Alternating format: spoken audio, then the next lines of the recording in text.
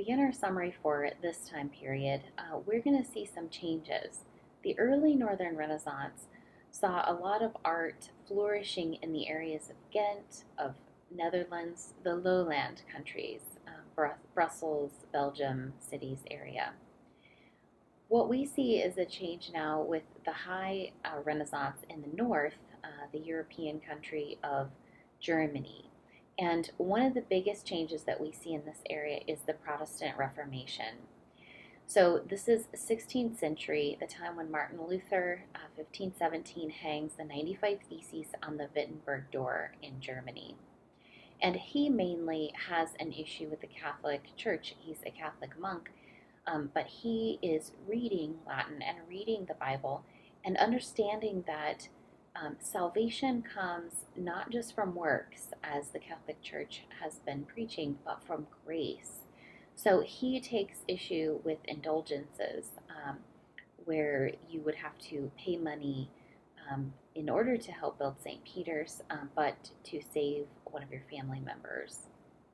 So one of the other things happening at this exact time is that the printing press is enabling Martin Luther or others to publish these 95 Theses as well as other documents.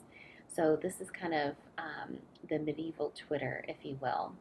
Lucas Cranach the Elder would be considered our Reformation artist. So he is making woodcuts and prints that really follow along with the Protestant Reformation. And another artist of the time that we see in Germany is someone who's really assimilated those ideas from the Southern Italian Renaissance, is Albrecht Dürer. He's considered the Leonardo of the North, and he's the greatest printmaker of Northern Europe. He elevates the idea of printmaking, woodcuts, and engravings to a higher level. The idea of the artist as a gentleman is something that comes of age at this point, and a lot to do with Dürer. He knows and supports Luther's cause.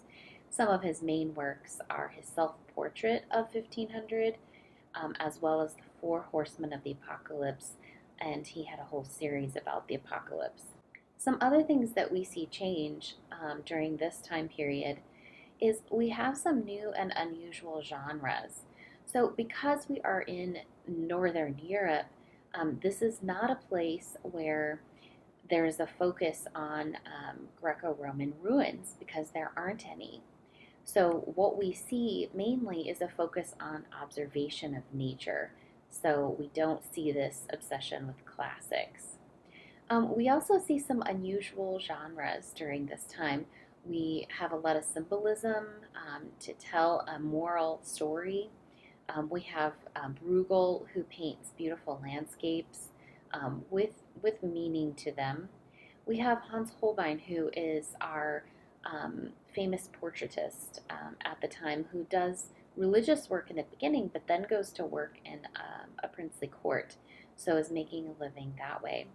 We also have Bosch and Bruegel, who are making some apocalyptic and strange paintings that are really hard to define.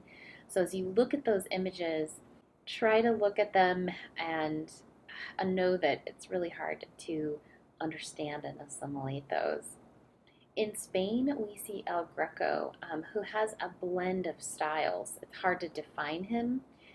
He's maybe got a lot of influence from Venice, so his work feels like the Venetian style, but he also really likes Byzantine work. But he sometimes has work that looks like it's Mannerism. So he kind of blends into that category. And then Mannerism kind of comes with late Renaissance. So I wanted to mention it here because it makes a little more sense to talk about it after Renaissance. And we saw some of the work earlier of Tintoretto in Italy, Parmigianino, as well as Correggio and Pontormo. El Greco could be thrown into that as well, but this is kind of a response to High Renaissance. After we have reached this perfection, this high order with Michelangelo and Raphael and Leonardo da Vinci, even a sketch was desired from everyone, from them. But after we have reached this idea of perfection, where is an art movement to go from here? And this is something that we continue to see throughout history. Once we have reached a certain a plane, a level, where do you go from there? So mannerism is this response to high Renaissance. So they kind of do the opposite. Whereas in the Last Supper of Leonardo da Vinci, the table is in the center and is horizontal, Tintoretto swings it at an angle and nothing's in the center. So we replace this calm order with emotionalism.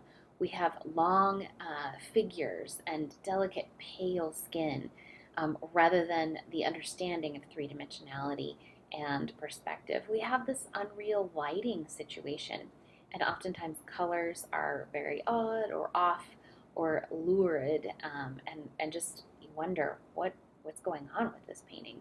So this kind of classifies mannerism, and we kind of go from there with the Counter Reformation into Baroque, and we will talk later about that more in more detail.